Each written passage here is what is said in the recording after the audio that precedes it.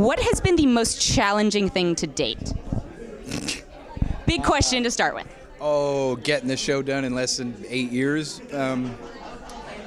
Yeah. I mean, just making it better every season. I think we've managed that.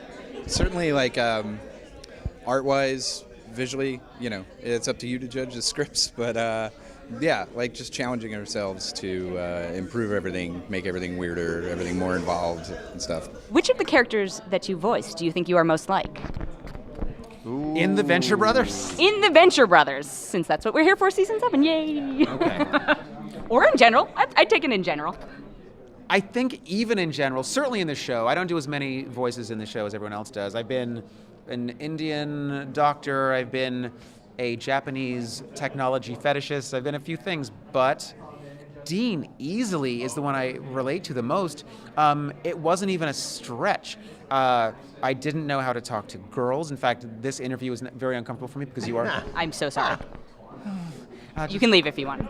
I'm sweating. And so there's a lot that I already connect with. And I read some things that maybe to someone else would have seemed a bit more ridiculous, but I was like, oh yeah, this makes sense. Like, practicing being a boyfriend. Well, I am in real life a parent of 2 children, and I am thin, and I wear glasses, and I talk like this. So I have parallels to Dr. Venture. But yeah. I don't really feel, I like to feel that I don't have the pathological personality of Dr. Venture. But wouldn't Dr. Venture say the same thing? Yes, he would. But, and it's not that I approve of his actions either, but there's something about Phantom Limb's relish of sort of theatricality. Mm-hmm. Not that I'm a theatrical person in real life, but I love the theater and I'm an actor. So I would say I relate the most to sort of Phantom Limb's energy. That makes sense. If not his intentions. And when once I got a static shock off of you years ago, so yes. that makes me feel like Phantom Limb is a part of you. There are little hints of that. Yeah, it's method acting, right? Yeah, like you just gain static. Do you think you're ever going to run out of things to reference or spoof? Probably not. Other people keep making stuff. So, and yeah, we still got to... we mine our childhoods so much that that seems endless too. Like it's amazing the things that like pop out of your head that you just ticked on when you were 3, and you have no idea you remember them. Do you have a particular example of something that you're like, we got to do this? No, I don't want to spoil it. Okay, that's how good it is. That's going to be in the current season. I'm just pretending. Okay. Yeah. Growing up, who was your favorite fictional hero or heroine in the sense of like a protagonist or even a villain? I can answer that question. Stuart Little. You were the second person to say that to me, actually. Who else said it? I don't remember who the first one is. I'm Stuart so sorry. Little from the, I haven't seen the films. Of course, I refer to the book, which I loved as a child. And it's still one of my favorite books. So that is my answer. I love Stuart Little. And also revisiting Stuart Little as an adult is very enjoyable because the book is really funny and there's a wryness to the writing that doesn't quite land for a child. There's humor in the book, but there's another element of E.B. White's sort of wry New Yorker type sensibility that lands as an adult. I recommend everybody reread it. Actually, the answer is Peter Fonda also gave that answer. Amazing! What? Fair enough. Good company. Captain America. There are so many. Or whatever his name is in... Yeah, in Easy Rider. He calls himself Captain America or something. Yeah. Growing up, I mean, I loved, like anybody born in the 70s, I was in love with Star Wars, so I went nuts for that. Then maybe Spider-Man, Indiana Jones. Surely we all bought a fedora at one point. No, I yeah. wanted to be. Yeah. I wanted to be any iteration of Harrison Ford, basically. Yeah. Yeah. Pretty good. Pretty much. Yeah. Blade Runner, just any version. Blade Runner, sure. Right? Yeah. I just had a torrent of images of things that I had connected to in some weird way. Gem of And the Holograms, of many Transformers.